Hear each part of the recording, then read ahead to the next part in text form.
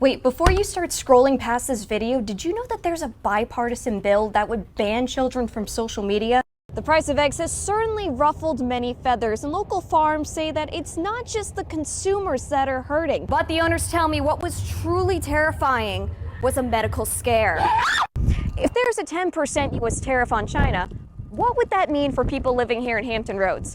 For example, let's say that my car breaks down. Portsmouth senior Alayla Everett says the track and field incident was an accident, but social media is making her out to be a monster. I'm gonna show you a little something using a tape measure. If I lean down here, it looks like it's about 2 inches of snow. What happened is that her brother went in for his shift, and then shortly after he went in, the family was alerted that he had been shot. As we've been live, we've been seeing those small pockets of fire pop up, as you can see behind me.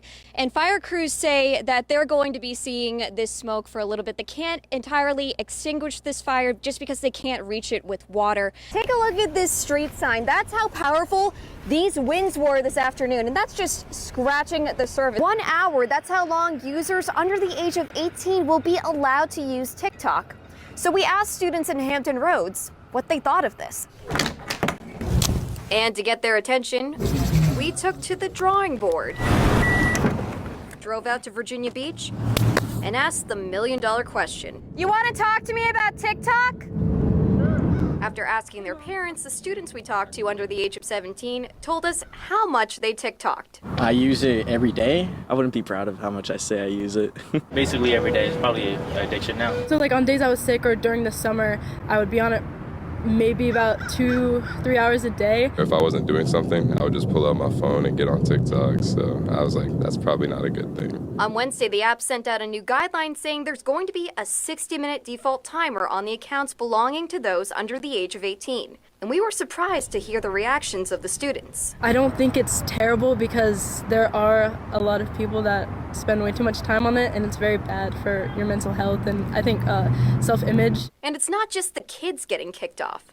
On Monday, the White House told government agency employees that there's a 30-day countdown to delete the app on government devices.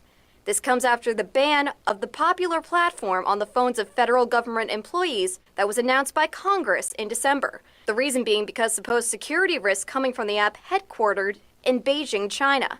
Still, some of the kids think there's some loopholes their teen peers can jump through. I use it so much, I'd be pretty bummed out if it just quit on me like that. But for the kids we talked to, they think it's best to unplug from the platform. I mean, it's a good thing because it's just helped me easier to focus on other things than just TikTok. In Virginia Beach, Danielle Saitta, News 3. This isn't okay.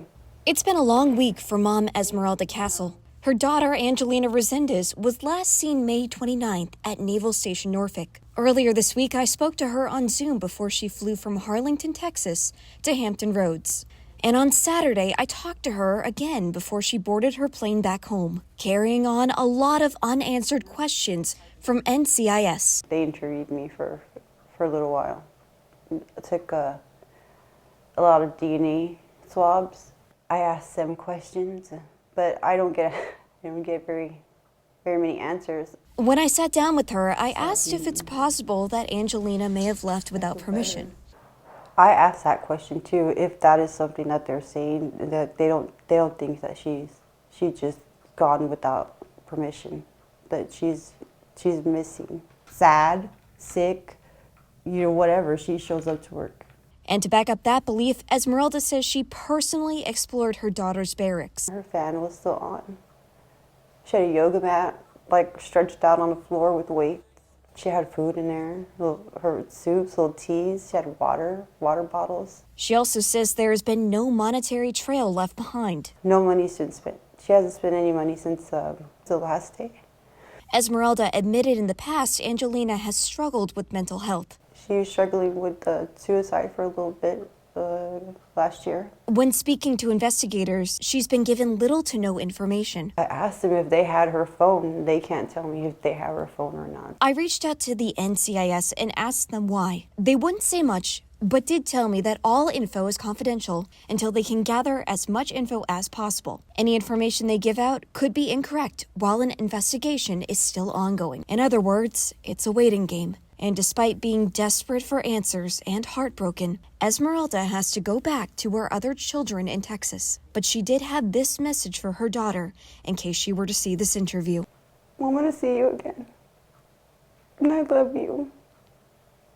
Everything's going to be okay. And one way or another, we're going to see each other again. In Chesapeake, Danielle Saitta, WTKR News 3.